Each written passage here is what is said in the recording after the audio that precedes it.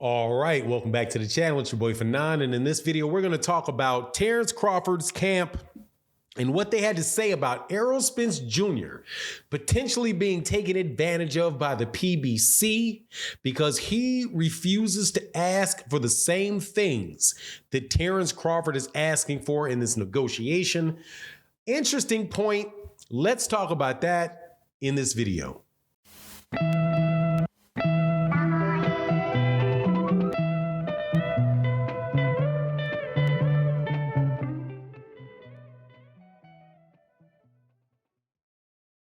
All right, welcome back to the channel. It's your boy Fanon. In this video, again, it's 2022, so we will be in the Errol Spence Jr. Terence Crawford conversation.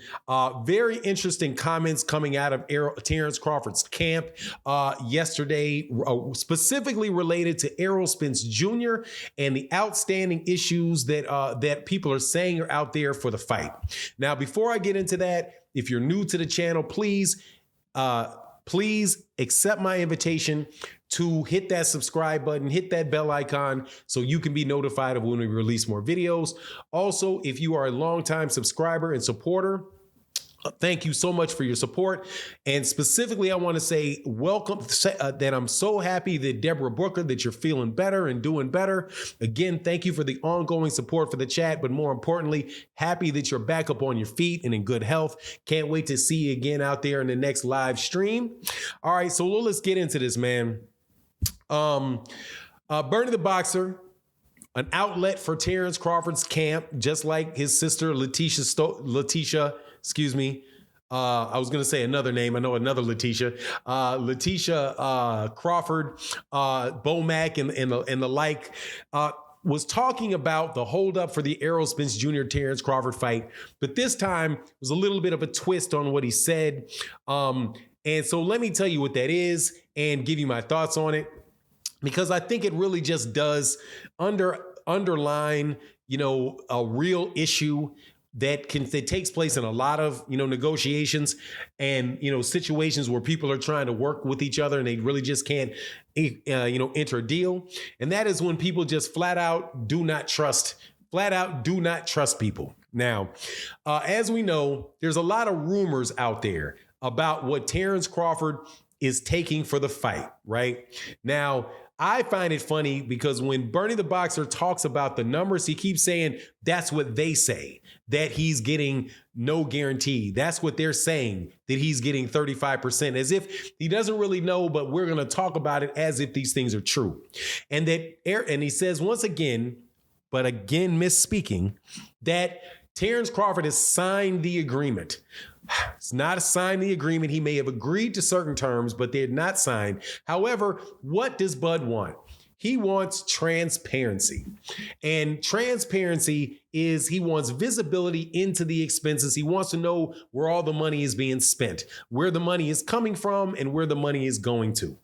That's what I would assume he means by wanting transparency. However, in the report that was out there with Mike Coppinger, they said that they want the ability to approve expenses. Now, I am not going to beat that dead horse any further, other than to explain that there is a difference between transparency and approval. Transparency means that you get to see what's going on. Approval gets to mean that you actually have management decisions or oversight over what is spent and what is done. Now, in order to have approval, you need transparency into the numbers. However, but you can have transparency without approval. The two are not synonymous. Now, leaving that aside, Bernie the Boxer brought up that Terence Crawford and his camp were wondering why Errol Spence Jr. is not asking for the same thing from Al Haymon that they are asking, as if it is common sense. Do you know where the money is coming from, where the money is going? What if the expenses are real, or the expenses not real? Right? Now, here's the answer to that question. I have read advisory agreements and managerial agreements from Al Haymon. And here's the deal. The manager gets a percentage of the purse. If the purse is, and it is a percentage of the purse. It is not a percentage. It is not a percentage of your of what the pay-per-view revenue is necessarily, but a percentage of your purse. Do not know whether or not Al Haymon himself is getting paid additional monies through the pay-per-view. However, if he is, then it is going to be a percentage of what Errol Spence Jr. earns. Since Al Haymon is getting paid off a percentage of what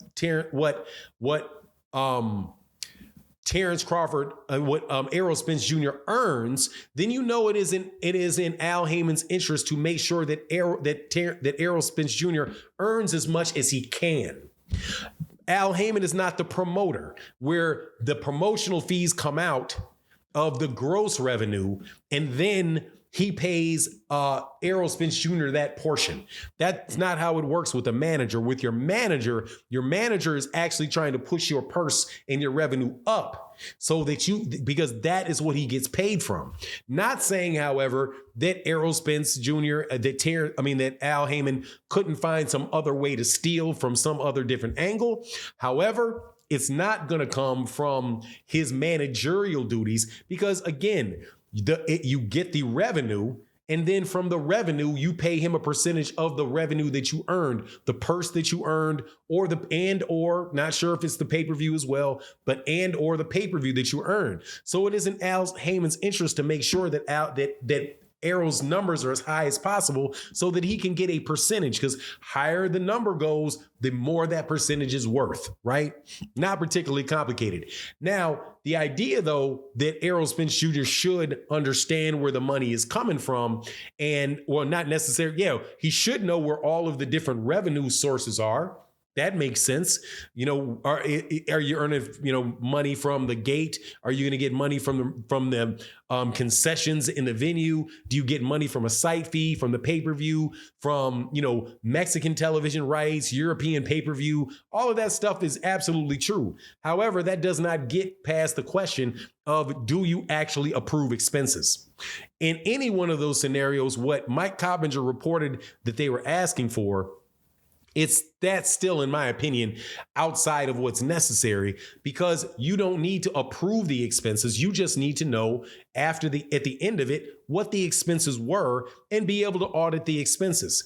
And then if you think something is overpriced or not connected to it, you can go from there, as long as you have the ability to actually see after the fight, which is the right to audit, not the right to approve. And even in this particular case, and I've said it before, I'm going to say it again.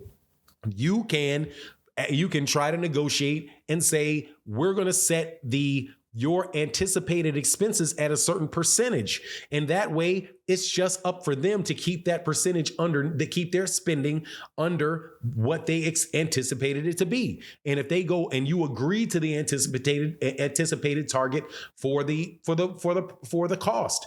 And if it runs over, that's on them. If it runs under that, good for them too. But you know what you're going to get paid without, what percentage they're going to pay of the revenue towards their costs.